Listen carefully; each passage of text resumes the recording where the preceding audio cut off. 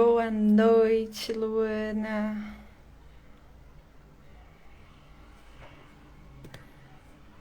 Bom, aos pouquinhos o pessoal tá entrando aqui. E hoje, na verdade hoje não, né? Eu recebo muitas perguntas relacionadas à residência. Hoje a residência, ela é quase que um sonho de consumo, né? De muitos psicólogos que gostam da área da saúde, da área hospitalar. E sempre surge, né, muitas dúvidas, né? Quais programas que existem, o que que é feito, o que que faz o residente, a questão do processo seletivo. São inúmeras, né, as dúvidas.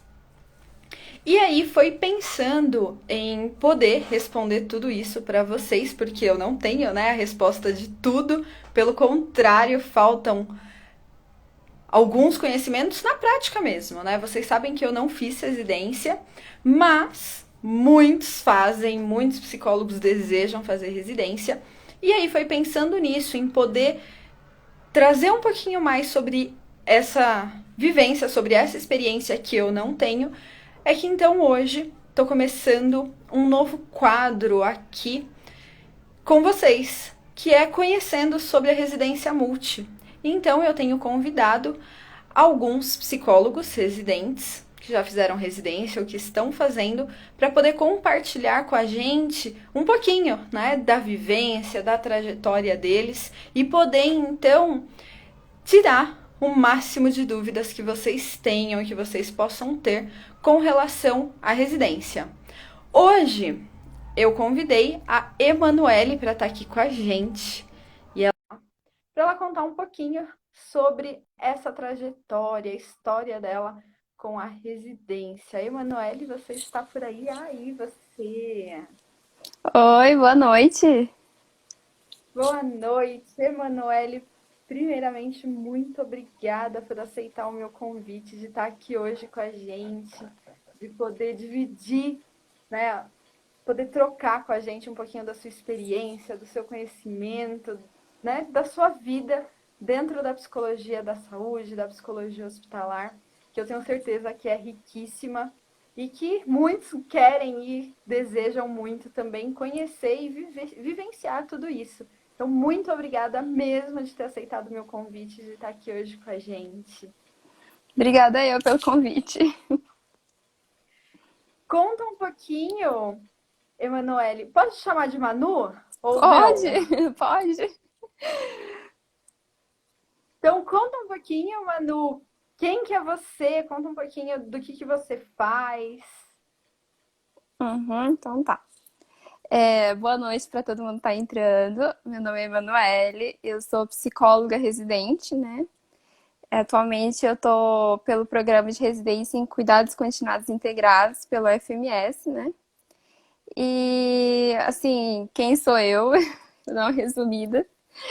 Eu sou formada pelo FMS, né? Formei em 2017.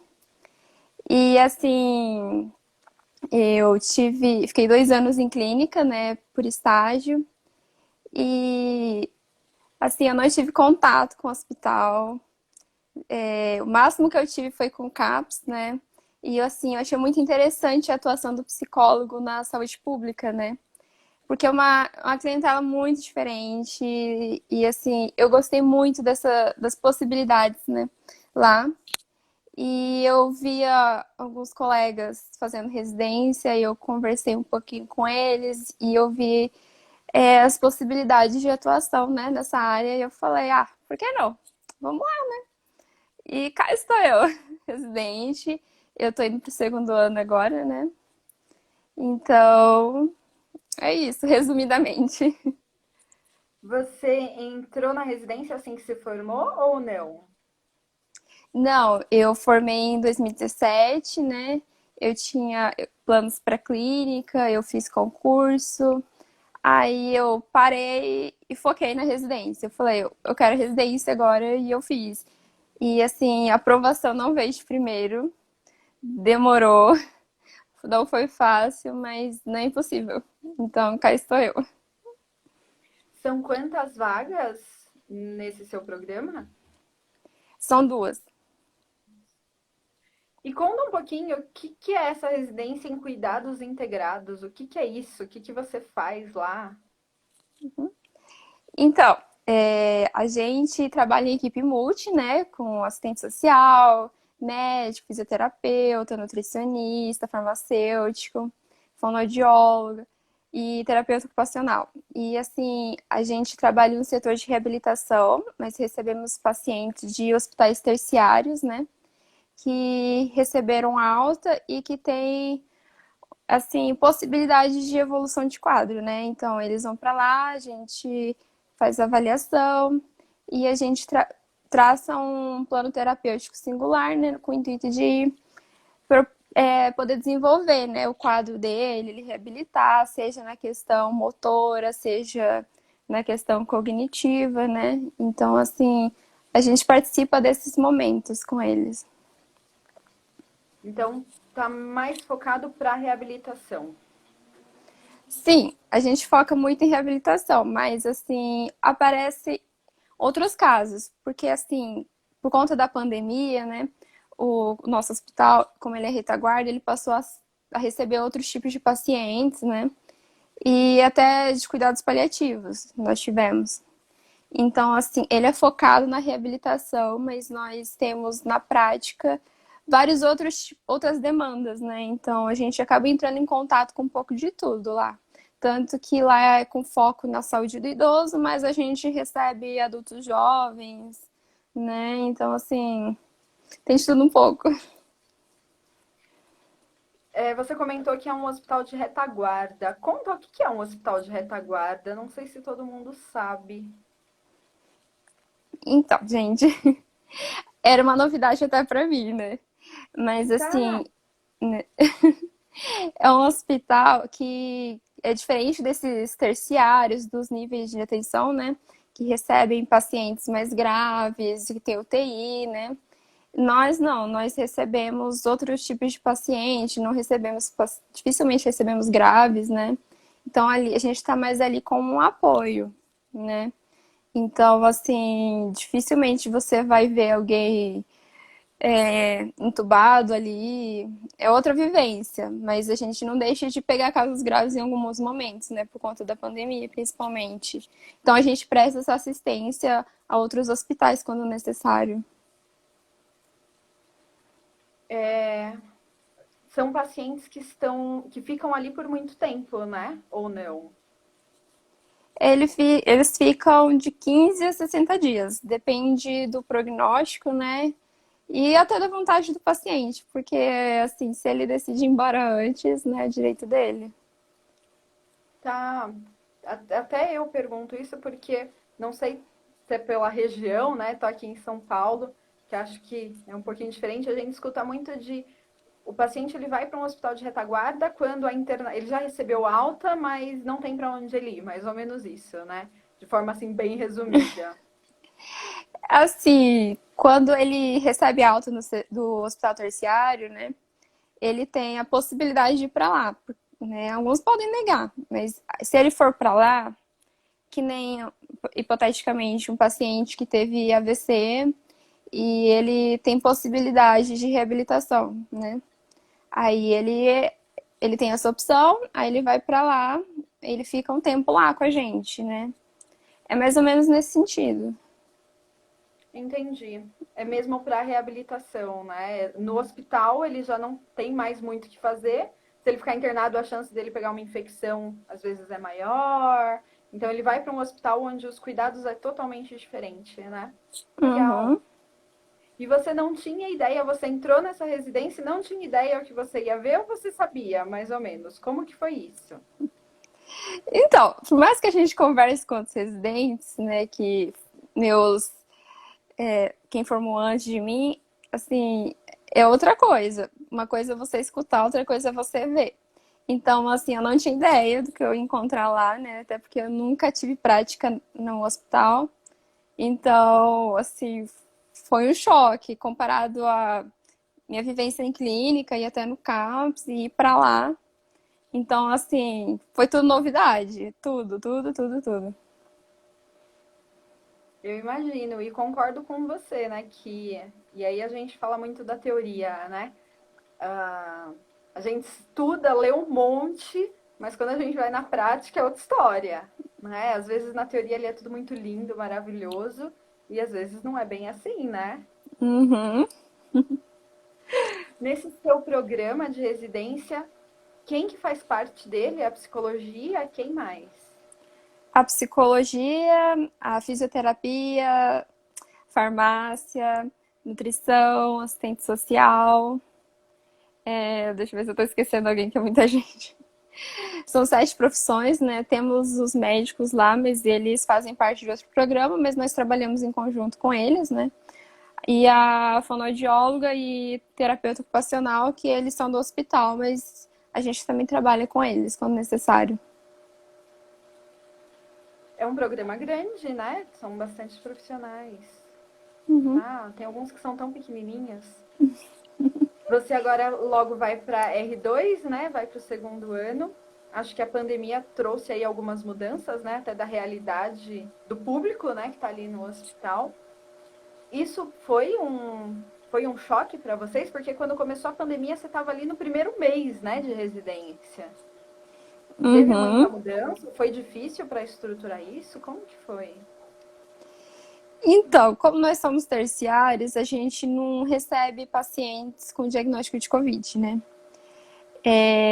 Então, o fluxo alterou, né?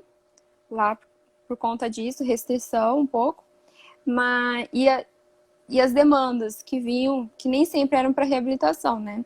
Mas a gente atuava com as demandas que surgiam, até porque é uma vivência que contribui para o crescimento, né? E assim, alterou nesse sentido, porque o fluxo foi muito contínuo, então os pacientes que ficavam 30 dias, 60 dias, passaram a ficar 15 dias, a rotatividade aumentou, os cuidados lá dentro aumentaram, né, para não ter surto lá dentro. Então, assim, a realidade de usar máscara, sempre lembrar isso para acompanhante, paciente, né? Então, assim, mudou mais nesse sentido, mudou um pouco as demandas, né? Mas, assim, nada tão diferente comparado a hospitais terciários, que tem um programa de residência, né? Mas nada tão diferente assim. E quando você decidiu, vou fazer residência, você só prestou para esse programa ou prestou para outros também? Não, eu prestei para vários. Para vários. Para você ver. Mas, assim, eu prestei aqui no estado, a gente tem materno, infantil, a gente tem saúde do indígena, a gente tem cardiologia, a gente tem saúde mental, saúde da família e esse que eu tô fazendo, em cuidados continuados integrados. Na época, eu fiz para. E tem reabilitação também. Na época, eu fiz para saúde materno e reabilitação física. Eu não passei, fiquei sempre no quase, né? Mas aí eu coloquei na cabeça que eu queria passar nesse, sentei, peguei o edital e foquei nisso durante todo o tempo. Foi um cronograma bem pesado, porque assim, se era sempre no quase, então dessa vez tinha que ir. Então, né? Foi dessa vez. Era o programa então que você realmente queria era esse. Uhum.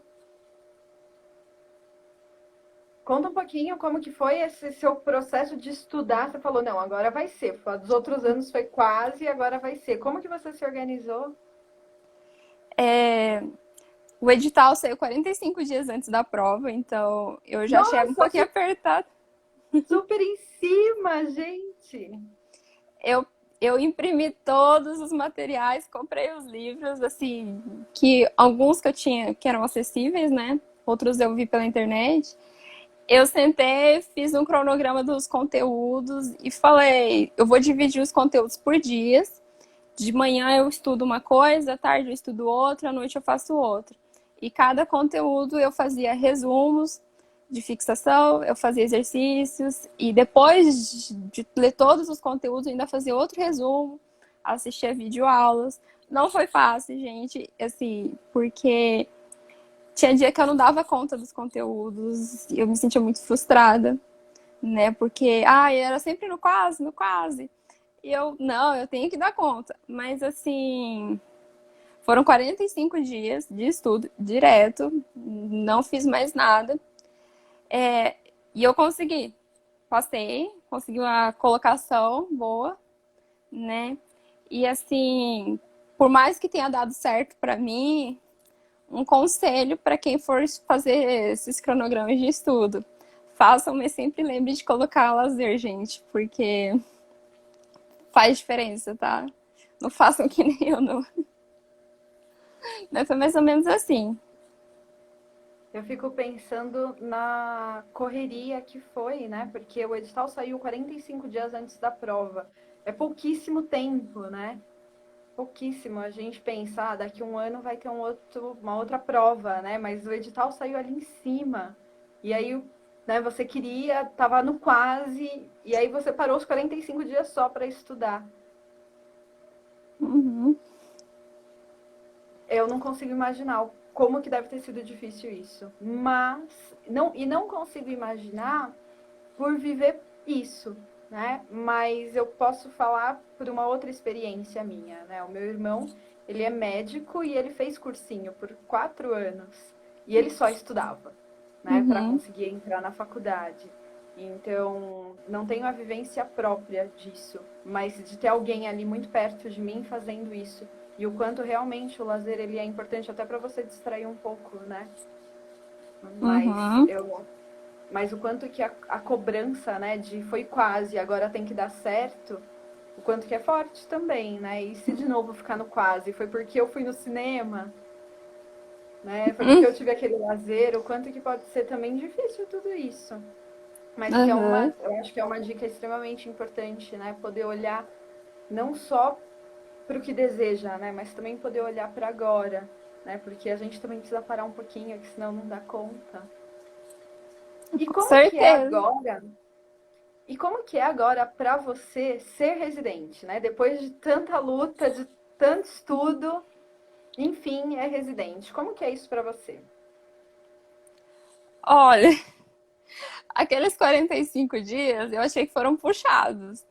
Mas, assim, quando eu entrei, a realidade foi mais puxada ainda, porque assim, a gente teve semanas de acolhimento, então durante uma semana a gente ficou naquela felicidade, nossa, sou residente, né?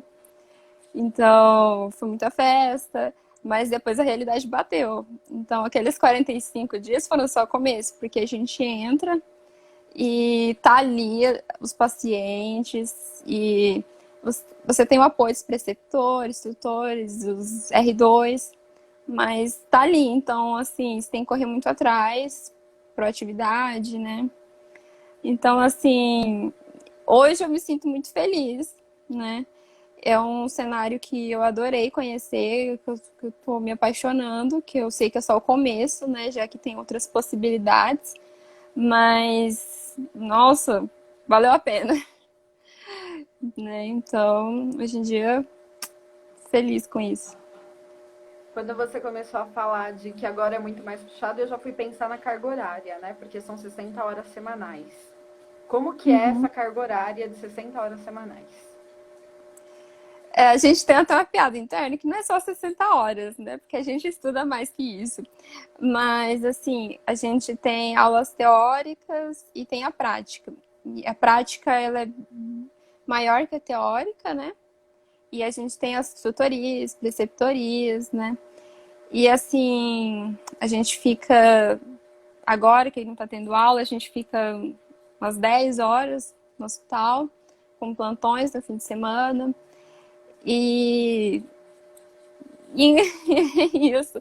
É assim, você está no hospital, ou você está atendendo, ou você está estudando para entender um caso, ou você está tentando discutir com a equipe para entender alguma coisa.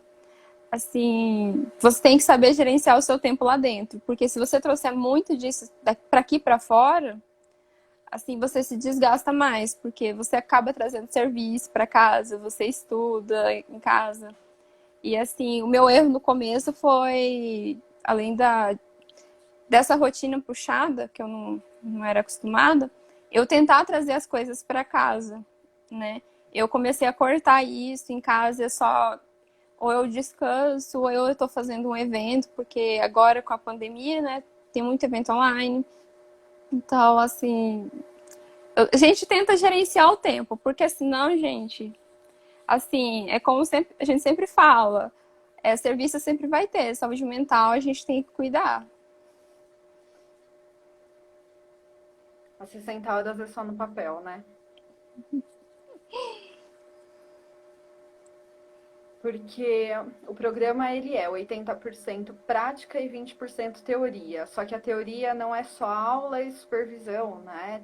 Tem tudo que você vai estudar por fora e tem TCC e tem um monte de coisas, né, para serem feitas também. O quanto que isso realmente passa de 60 horas. E se você não tiver cuidado, você leva para casa mesmo e aí não tem lazer de novo, né? Que difícil isso, né? No sentido de dar conta de tudo, né? Não a vivência, né? Porque como você mesmo falou, tem essa parte que é gratificante, né? Que é boa de estar ali dentro, mas que é pesado, né? Lidar com a saúde não é fácil. Conta um pouquinho como que é a sua rotina ali na residência. De semana sem aulas, eu diria que é entrada cedo, né, 7 horas da manhã, a gente entra. No meu caso, a psicologia, né, eu não subo para o setor de manhã, porque tem curativo, tem fisioterapia, tem banho. Então a gente tenta respeitar esses momentos, né? Salvo quando acontece alguma intercorrência. À tarde eu me divido entre os atendimentos, né, que variam de tempo, diferente da clínica que a gente é acostumado com o tempo certinho. Dentro do hospital ele pode durar tanto 15 minutos quanto 2 horas. Depende da demanda, né? E assim, aí essas atividades que no meu caso eu faço, se dividiriam entre avaliações, né? Avaliações, discussão com a equipe, que é planejamento do plano terapêutico singular, escuta, que a gente faz bastante, né? Observações, quando a gente faz atendimento em conjunto com o profissional, tanto para ver aspectos emocionais, cognitivos, e assim, avaliações da cognição, né? Que a gente tem essa oportunidade de trabalhar, de rastreio, né? E assim, estimulação cognitiva. E assim, varia bastante, né, do perfil dos pacientes que estão lá. Algumas vezes é só a escuta, né, a gente ajudar o paciente a fazer essa travessia do adoecimento. E assim, e com todo o cuidado de não entrar em assuntos muito profundos, porque até não seria ético da nossa parte, porque ali é uma coisa rápida, breve, e aí a gente faz o encaminhamento quando necessário, porque tem pacientes que trazem coisas assim bem anterior à hospitalização, né, ao adoecimento. Então a gente vai se dividindo nesses serviços, né, sem contar o atendimento a familiar quando necessário, né, porque ele está sempre ali, porque no nosso setor a gente tem essa política de cuidador junto. Então sempre eles estão ali, a gente presta essa assistência e a gente faz educação em saúde com a equipe, uma vez por semana, né, sobre os temas que eles acham relevantes, psicoeducação e deixa eu ver se eu esqueci mais alguma coisa, muita coisa. Quando necessário, atendimento a funcionário, mas funcionários que não são da equipe, mas isso é uma coisa que acontece uma vez a cada nunca, né? E eu acho que. E orientações à equipe. É que é muita coisa, gente, se parar pra pensar. Mas acho que dá para resumir nisso. Você falou uma coisa que é muito importante, né? Desse atendimento que a gente faz, né? De ter que tomar cuidado para também não aprofundar em algumas demandas que a gente não vai dar conta, né? Por conta do tempo mesmo. Uhum. E eu acho que eu me arrisco a falar nem só por conta do tempo, porque o paciente ele já está tão mobilizado, já está tão fragilizado ali com as questões do adoecimento, dessa reabilitação, que a vida, né, teve um AVC e talvez está com alguma sequela, e a vida vai mudar um monte de coisa, e ele precisa se reorganizar e se readaptar a tudo isso. Uhum. E aí ele começa a falar, sei lá, da infância dele, que é um trauma, alguma ferida que ele tem ali. Se a gente cutucar isso, vai ser mais alguma coisa para ele dar conta. E que não é, né, o momento de olhar para isso. É o momento dele olhar para aquilo que está acontecendo com ele e ele lidar da melhor forma possível com isso tudo, né? Porque Uhum. senão a gente abre ali uma ferida e vai fazer mais mal do que bem, né? Então, quanto que a gente tem que tomar cuidado com isso, né? Você comentou de não seria ético da nossa parte, não seria mesmo, porque como que a gente ia, eu acho que não sei se eu posso falar isso, né, no sentido de talvez causar até mais mal do que bem, né? Porque dependendo de onde a gente mexer ali, a gente vai causar mesmo mais mal do que bem.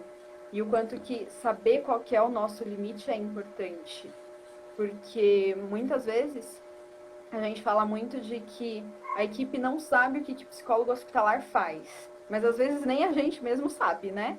Então começa a mexer em coisas ali que não dá para mexer e começa, né, às vezes olhar para coisas que não são e o quanto que pode ser muito prejudicial, né, ao nosso paciente. Então temos que tomar muito cuidado mesmo. Você Uhum. comentou de um atendimento em grupo ali, né, com a equipe. Conta um pouquinho como que é isso. Os atendimentos em grupo, assim, por exemplo, eu e a farmacêutica, né?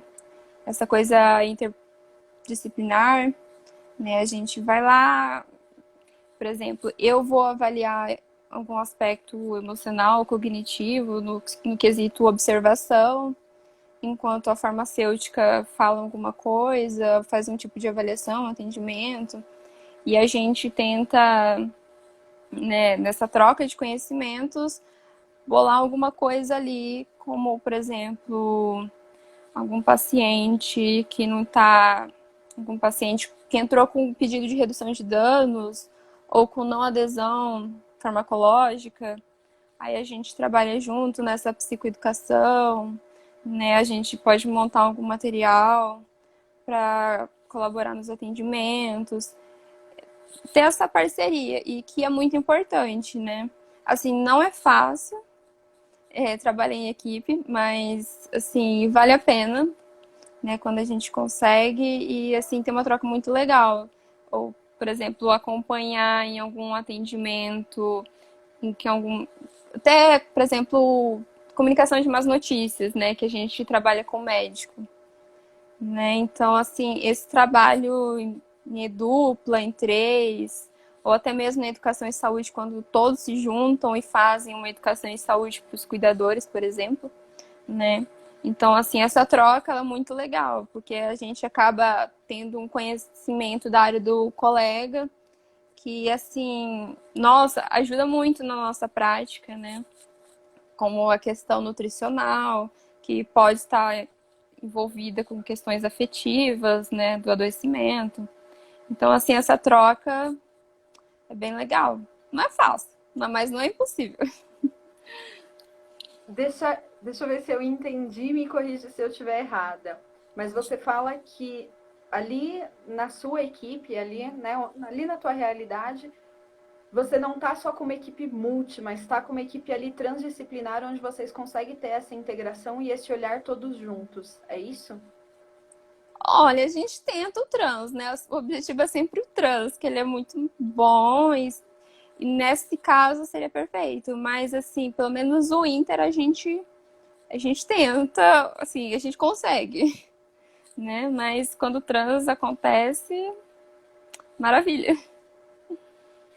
É legal você falar isso, porque é extremamente difícil isso acontecer, né? A gente olha, né, de novo, né? A gente pega a teoria e olha e fala, nossa, isso é lindo, né? Tem que ser assim. E aí você chega num lugar que tem um monte de profissionais ali de diversas áreas, e aí você já pensa que vai ter uma interação muito boa, né? Daquela que a gente aprendeu ali nos livros. E quando a gente vai ver, não é bem isso que acontece.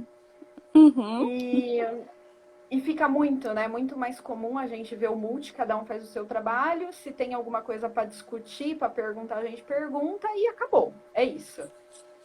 Mas você fala de uma interação maior, né? Você fala até de um atendimento que faz em grupo ali, né? Com a equipe junto. Então isso é bem legal e é difícil de ver, não é algo que é comum, né? Depende muito da equipe. Uma equipe de cuidados paliativos é muito mais fácil ver a equipe ali todos juntos, mas dependendo da equipe tá só médico e enfermagem, né? Uhum. Então eu acho que você falar um pouquinho dessa sua realidade que não é comum em todos os lugares é bem legal. Ainda, até agora nível de curiosidade mesmo, né? Eu tenho um curso Uhum. onde em um dos módulos eu trouxe vários profissionais para discutir mesmo, para falar do trabalho deles. Fisioterapeuta, nutricionista, enfermeiro, porque a gente fica muito do nosso lado, né? Ninguém sabe o que nós psicólogos fazemos, mas a gente também não sabe o que o outro faz. E Uhum. aí, quando o físio veio falar com a gente, ela falou um pouquinho do trabalho dela, de que às vezes o paciente ele não quer levantar para fazer a atividade ali, né, para fazer o exercício. E aí, né, quando fica essa equipe muito multi, um não conversa com o outro, o paciente que só reclama, é o paciente que não é colaborativo, é o paciente que está deprimido, mas não tem essa interação, né, de vamos entender juntos o que está acontecendo e o quanto que uma especialidade junto com a outra faz um trabalho muito mais rico. E eu acho que muito mais efetivo do que só cada um faz o seu e vai embora, né? E Uhum. que legal que vocês conseguem fazer isso, né, de uma certa forma. Nem sempre dá muito certo, mas tentam e isso é legal, né? Porque às vezes também a gente pode ir desmotivando, né? É muito comum a gente olhar a psicologia na teoria e falar que lindo, maravilhoso isso. Já vi muitos psicólogos passando por isso, de quando tá ali na prática, não só pelas vivências ali, né, de que são difíceis, de morte, de adoecimento, mas quando vê que a realidade é totalmente diferente, que às vezes não é aquilo que a gente estuda, acabam se frustrando e deixa eu sair daqui e ir para uma outra área, né? Uhum. Aproveitando, o Gustavo ele perguntou aqui que ele está em dúvida. Ele está no 10º período e tem que escolher se permaneço na clínica, escola ou vou para o hospital. Eu vou falar para você responder isso, até porque você disse que você estava na clínica, você ficou 2 anos na clínica e decidiu ir fazer residência. Por que você decidiu fazer residência? Eu acho que é difícil responder isso para o Gustavo, no sentido de vai para a clínica ou vai para o hospital, porque vai ser uma escolha dele. Mas eu acho que Uhum. vale a pena você falar um pouquinho dessa sua transição. Por que você saiu de uma e foi para outra? O que aconteceu? O que você percebeu em uma que não tinha na outra? Conta um pouquinho. Vou tentar responder. Assim, eu fiquei 2 anos em clínica, foi apaixonante. O público-alvo que eu atendi era crianças e adolescentes. Tenho paixão até hoje por isso. Mas, assim, quando eu entrei no CAPS e fiz o estágio lá, eu tive acesso a outras demandas, né? Eram pessoas assim, de classe baixa, né? Que em clínica a gente vê muita gente com maiores possibilidades, né? No quesito econômico. E no CAPS não, a gente vê uma outra realidade. E assim, e essas demandas que eram trazidas, eu achei muito diferente. E quando eu tive a oportunidade de sair da observação e para o atendimento no CAPS, eu percebi que o trabalho da psicologia, ela, ela tem muitas possibilidades fora da clínica e ela pode atingir um público muito maior, né? Um público que não se restringiria àquele público que sempre está em clínica, né? Então eu pensei, nossa, eu quero conhecer as outras possibilidades, né? Então, onde que eu posso encontrar isso? né? Porque, assim, tem plano de voltar para a clínica um dia? Talvez, não sei. Mas essa questão de ter ido para o hospital foi certeira, porque, assim, você entra em contato com uma realidade totalmente diferente, com uma subjetividade muito rica ali. Você entra em contato com o sofrimento, realmente, mas as possibilidades ali, elas são incríveis. Então, assim, para mim essa transição foi mais no sentido de me desafiar a encontrar novas possibilidades e ofertar isso para um público diferente. Então, assim, essa foi a minha escolha. Assim, estou muito feliz com ela. Mas quanto a você, Gustavo, o que eu te diria é ler um pouquinho sobre cada área, né? E assim, segue teu coração, porque por mais que a gente tenha que estudar bastante, ter que ter a base, a fundamentação, eu acho que tem que ter muito amor pelo que a gente faz. Porque senão a gente, lá na frente, a gente fica muito frustrado, porque as coisas sempre vão. Elas sempre podem dar errado, e nessas horas, isso que vai motivar a continuar, né? Porque por mais que eu esteja aqui dentro, não é fácil, gente. Tem dias assim que muita coisa dá errado, mas a gente tem que lembrar o porquê dessa escolha, do nosso objetivo ali, né? Então, assim, minha transição foi mais nesse sentido de descoberta, né? Criar outras possibilidades.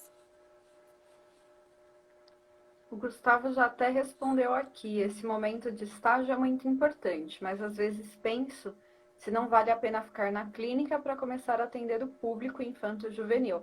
Igual você, ó. E uma pós em Aham. psicologia hospitalar ou residência. É uma dúvida ruim. Na verdade, eu acho que é uma dúvida que é difícil a gente responder. E acho que a resposta da Manu foi certeira, assim, de siga teu coração. Até porque vamos olhar um pouquinho antes, né? A psicologia hospitalar, ela nasceu da clínica. Então ela pegou emprestado um monte de coisa da clínica e adaptou, né? Uma das adaptações que precisaram ser feitas foi: tem coisa que não dá pra gente cutucar aí. Ó, a gente não tem uma sala com poltronas confortáveis. Tem coisa, não tem uma equipe, né? Você não vai atender o paciente, daí a pouco vem alguém para um medicamento, para banho, para alguma coisa no paciente. Na clínica isso não acontece. Mas a psicologia hospitalar pegou a clínica emprestada e fez a psicologia hospitalar, né? E deu ali o seu jeito. Então, indo para a área hospitalar, você não deixa de estar fazendo clínica, mas é uma realidade totalmente diferente. O que não significa também que você não pode fazer as duas, né? Dependendo da carga horária, dependendo do que dá para ser feito, dá para fazer de tudo aí. Então, é difícil responder isso, né? Mas acho que, né, você está na faculdade ainda, tem muito para ver, muita coisa ainda vai acontecer. A Manu fala de possibilidades. E a psicologia em si, ela traz muitas possibilidades. Às vezes a gente só olha para ou é clínica, ou é social, ou é hospital, mas tem muita coisa que a gente pode fazer. E aproveitando e falando em possibilidades, Manu, que possibilidades são essas que você conseguiu perceber que você teria, então, mudando de área? Assim, crianças, adolescentes, né? A gente, que era o meu foco, a gente tinha questões de comportamento, né? Era uma coisa mais família, geralmente, né? Essas demandas. No hospital, as possibilidades, assim, como eu poderia dizer?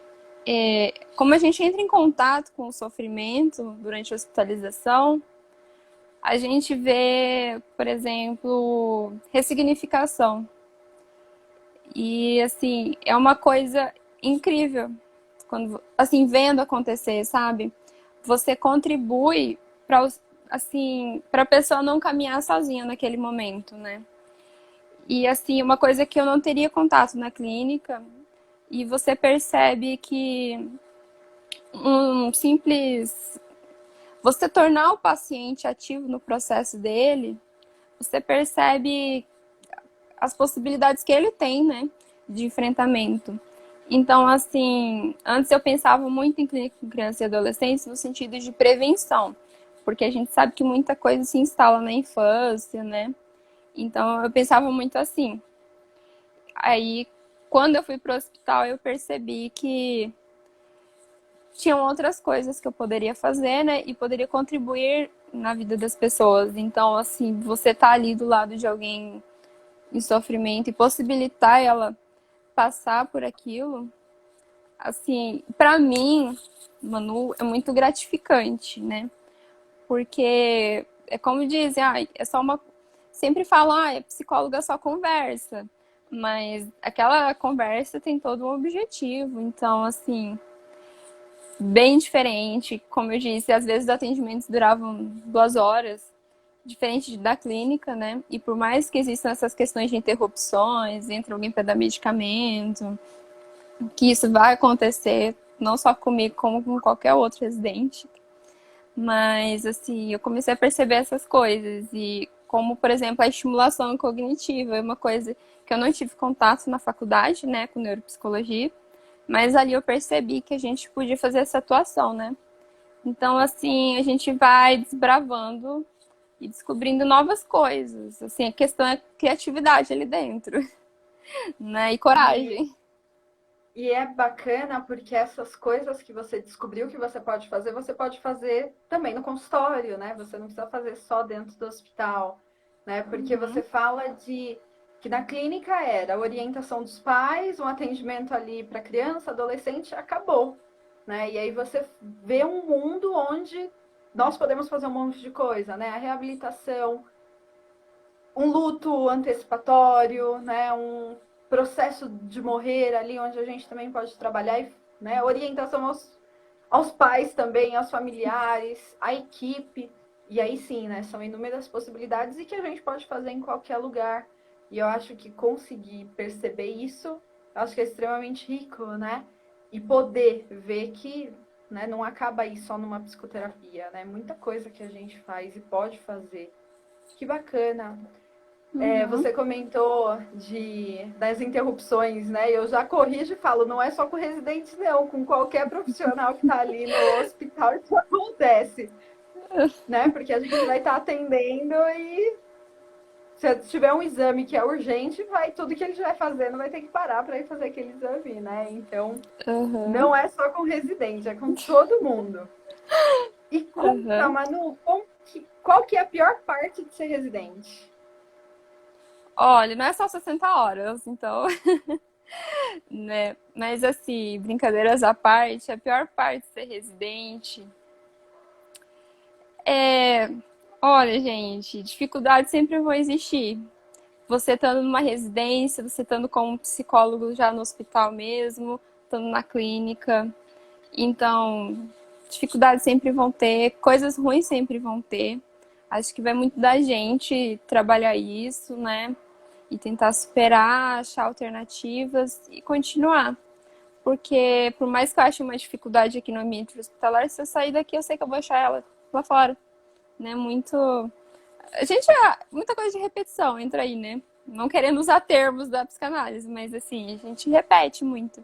Então, assim, não tem como fugir. Acho que dificuldades a gente vai ter.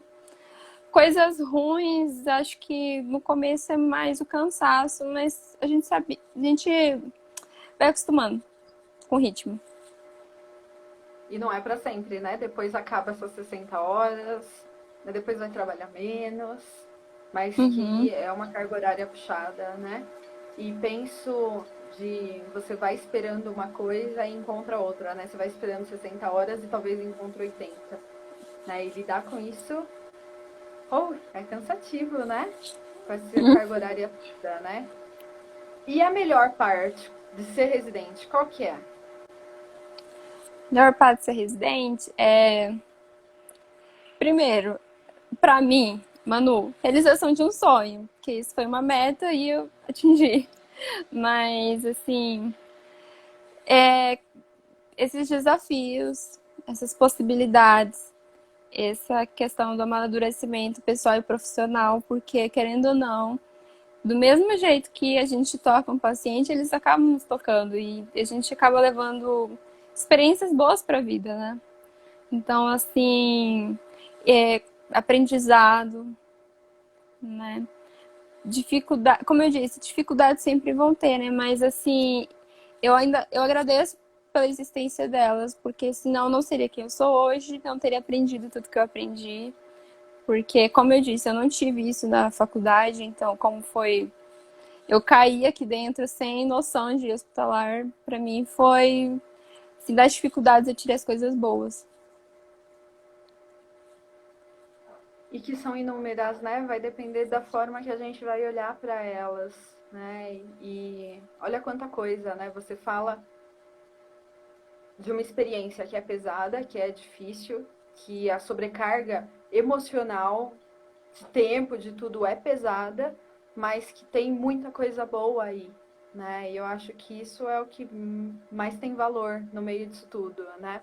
É muito, e até falando em valor mesmo, né? Às vezes eu vejo muitos estudantes mesmo que falam, eu vou fazer residência porque eu vou ganhar uma bolsa, né? Então, às vezes, pensando na bolsa de 3 e pouquinho, né? Tem ali os descontinhos.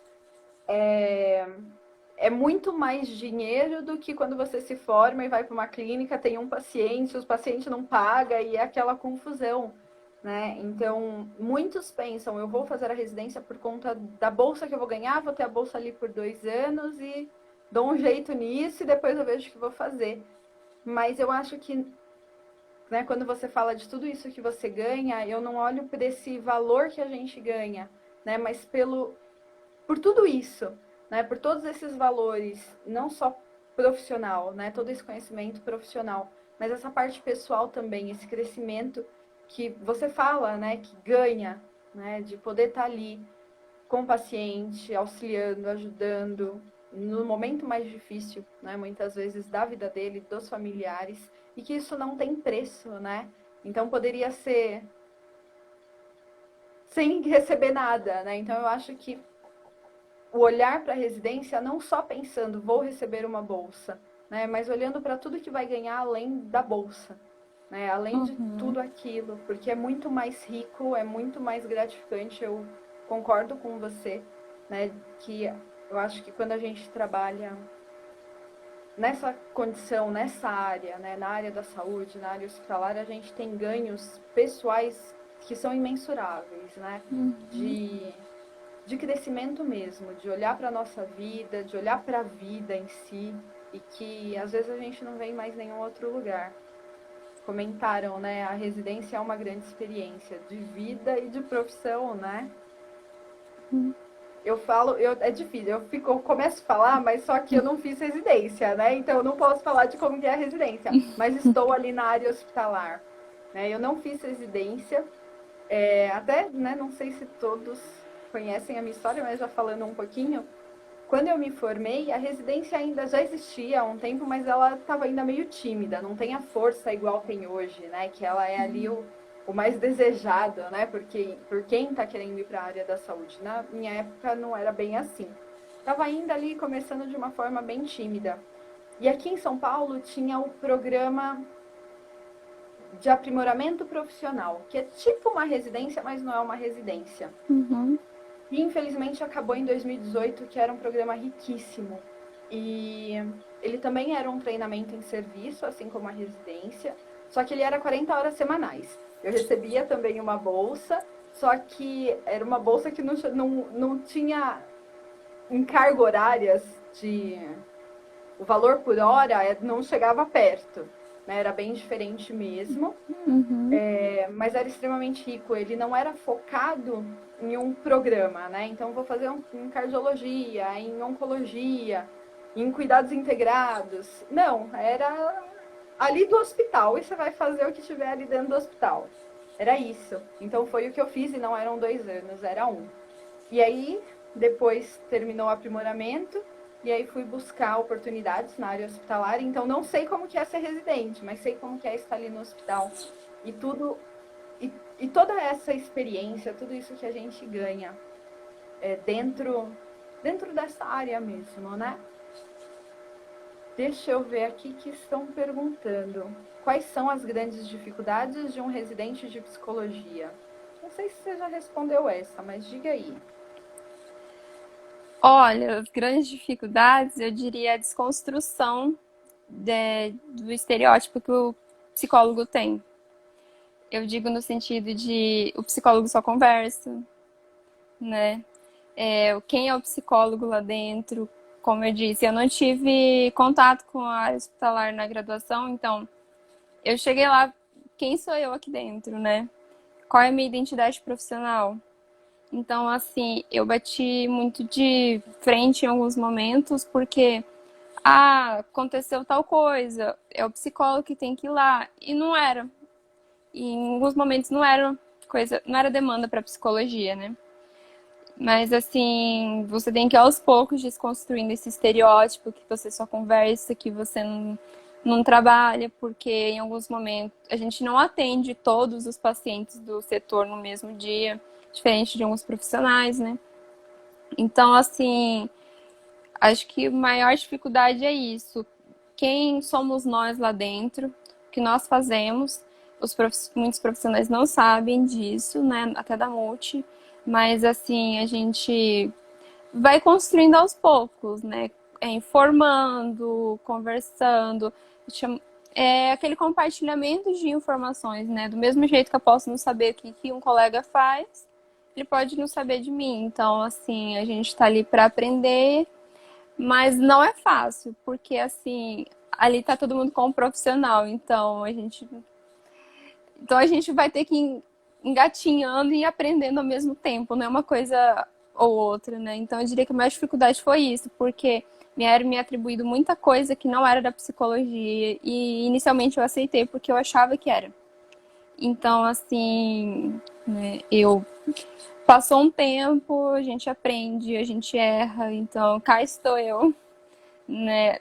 Assim, temos dificuldades ainda, temos, mas acredito que, assim, depois que você pega segurança em quem você é, profissional que você quer ser lá dentro, você consegue driblar essas dificuldades numa boa. Mas, assim, acho que é mais isso. E você falou algo que é muito legal, assim, né? Você vai construindo a sua identidade. A psicologia hospitalar tem ali, né, o que a gente tem que fazer, qual que é o nosso trabalho, qual que é a nossa atribuição, né, o que tem que ser feito. Mas antes disso tem uma pessoa ali, né, fazendo aquilo. Cada uma vai ter o seu próprio jeitinho de fazer aquilo, né? Não tem uma receita de bolo. Existe olha, não vai tocar muito a ferida ali, não vai fazer tal coisa. Ó, estão chamando a psicologia ali só para apagar fogo e a gente não faz só isso, a gente faz outras coisas. Mas a forma que a gente vai fazer isso é muito própria, né? E a gente vai descobrindo como vai fazendo isso com a equipe que a gente está inserido, na instituição que a gente está, porque também tem o nosso jeitinho, né? E eu acho que isso é importante, essa nossa identidade, como você falou. E acho que isso é importante, né? A gente não deixar também de ser a gente, né? De fazer da forma correta aquilo que tem que ser feito, mas também sendo nós, né? Isso é importante. Uhum.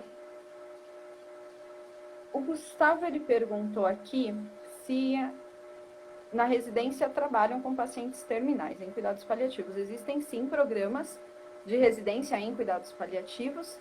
No seu caso, Manu, você trabalha, né? Tá ali mais na reabilitação, mas tem muito caso de óbito, desse acompanhamento ou não? Temos sim, já tivemos pacientes que estavam em cuidados paliativos, né? Aí, no caso, como nós somos uma equipe de paliativos, nós fazíamos ações paliativas, né? Que é todo fundamentado nas questões lá, assim, da área, né? Não vou me adentrar muito, que eu não sou especialista, apesar de trabalhar assim. Mas a gente chegou a atender sim, né? E nosso pavilhão, ele dificilmente recebe pacientes que estão em estado terminal, acontece. Mas eu tive a oportunidade de trabalhar, de atender em outro pavilhão que temos lá, né? Que é de longa duração, é assim que fala, não lembro agora o nome certo dele, mas que são pacientes um pouquinho mais complexos. E lá tínhamos um que estava em estado terminal, né? Mas em paliativos. E assim a gente fez ações paliativas, né? Tanto que quando eu atendi esses casos, assim, eu me apaixonei. né? Até a gente até brinca que tem eu e uma colega minha, uma amiga, que a gente, assim, vê paliativo, assim, a gente tá se enfiando no meio. Mas, assim, a gente trabalha com isso, né? Como eu disse, por conta da pandemia, mudou muito o perfil lá de pacientes, mas a gente trabalha assim. É, não é difícil, né? Até a questão dos cuidados paliativos, né? O Gustavo comentou de pacientes já em fase ali terminal, mas na verdade, numa fase final de vida, né? Quando a gente fala de ser humano, né? A única certeza que a gente tem é que vamos morrer. Ponto. Só que cuidados paliativos não é só isso, né? Os cuidados paliativos não cuidam só de pacientes em fase final de vida, né? Você fala de pacientes que tiveram um AVC, que tem ali uma sequela, né? Que tem ali uma doença crônica muitas vezes. E os cuidados paliativos também é esse, né? Esse cuidado. Uhum, Infelizmente, o que acontece muitas vezes é que, né, você comentou, não tem ali uma equipe de cuidados paliativos que vai ter esse olhar, né? E aí eu acho que é uma das grandes e maiores faltas que a gente tem, e aí em todos os lugares, né? De olhar o paciente como alguém que precisa ser cuidado, não só quando está morrendo, né? Com alívio de sintomas, né? Lidar ali com esse processo de morte, mas desde o diagnóstico, né? Independente de que diagnóstico seja esse, mas ter esse olhar, né? Mais humanizado, de não deixar o paciente sentir dor, não deixar o paciente ali sentir algumas coisas que são desconfortáveis. O ideal é esse, né? Quando a gente até vai ler aí vários artigos, vários trabalhos com relação aos cuidados paliativos, fala, né? Desse início, desse cuidado desde sempre. Então, Gustavo, são duas coisas muito diferentes, né? Não é porque está em cuidados paliativos que está morrendo, né? Mas, né, os pacientes morrem, independente de onde eles estejam. Às vezes a gente está ali com um paciente que parece que está tudo bem, com previsão de alta, e às vezes daí a pouco morre, né? Então, é difícil, né? Mas eu acho que quando a gente fala de pessoas, isso acontece, né? E uhum. aí, só dando esse adendo mesmo, né, com relação a isso, né, essa questão dessa fase final de vida, não nessa fase terminal, do que é realmente cuidados paliativos, que é um assunto que vai longe, né? Não é só um negocinho, não é só técnica, os cuidados paliativos, ele é muito mais do que isso. Alguém tem mais alguma dúvida? Quer comentar alguma coisa, falar alguma coisa? Bom, Manu, você já deu uma dica lá no comecinho. Tem mais alguma coisa que você queira falar, queira ensinar pra gente, dar mais alguma dica com relação a tudo isso que você vivencia? Algo pra gente encerrar assim com chave de ouro. Uhum, tá bom. Duas coisas que eu queria dizer, né? Uma delas é antes da residência, que eu acho que é uma dúvida que eu tinha e eu espero que, enfim, não tenha. É, se você focar em residência, se for isso que você quer, não desista. Questão de currículo para fazer a prova, né? Que eu vejo que já me perguntaram algumas vezes também. Vai fundo, gente, se dediquem à prova, que é possível, tá? Eu sei que é exaustivo essa parte, porque a gente, enfim, uma prova, né? Mas vale muito a pena. Então, assim, independente de ser residência, de ser hospital direto, sem residência, de ser clínica, de ser escola, de ser CAPS, façam tudo, mas façam com amor, façam com ética. Eu acho que independente do lugar que você escolher e for um desejo teu, tem tudo para dar certo. Porque vai ter dias ruins em qualquer lugar, vão ter dias pesados, vão ter dias que você vai estar cansado, vai ter problemas, mas são essas coisas que te mantêm lá. Eu sei que, assim, é muito gostoso a gente ter essa estabilidade econômica nos 2 anos de residência. Confesso, é maravilhoso. Mas acredite, tendo essas coisas, amor pela profissão e pelo lugar que você tá, acho que tudo vale a pena. Então, assim, minha dica é: façam com coração, tá? Façam com desejo, tá? Porque o resto a gente corre atrás, a gente sempre dá um jeito, tá? Então é isso, não desistam quem quer fazer, continuem. Se não é residência, se é clínica, como o Gustavo falou, vai fundo, não desista, tá? A questão é fazer com amor, com desejo.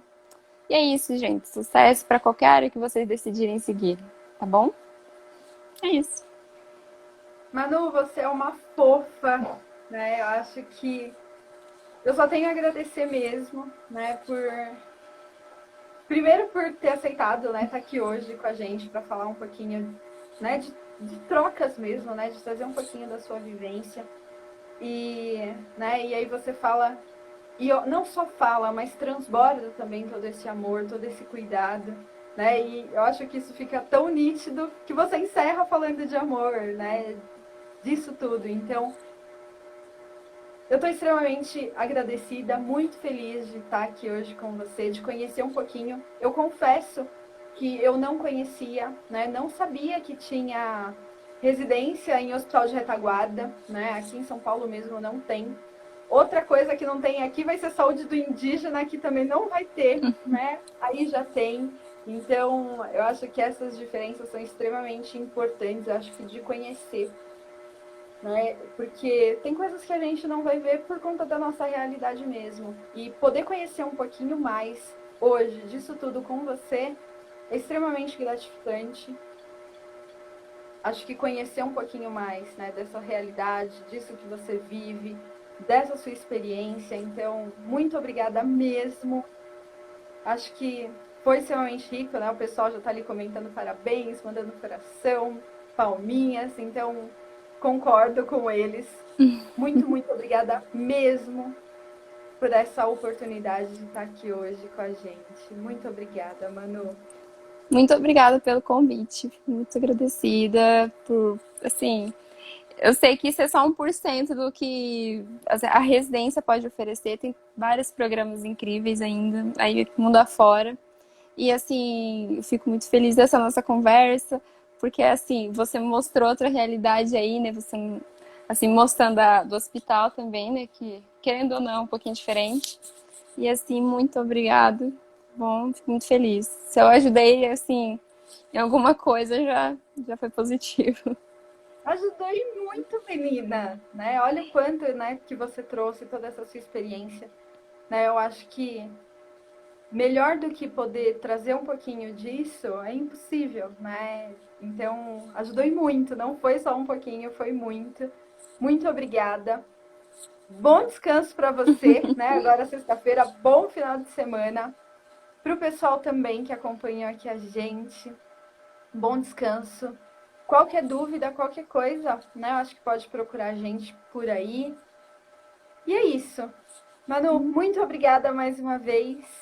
E até, quem sabe eu não pego no teu pé de novo, a gente conversa mais. Tô por aqui, gente. Só me dá um oi, assim, tá bom? Então tá bom. Tchau, Manu. Tchau!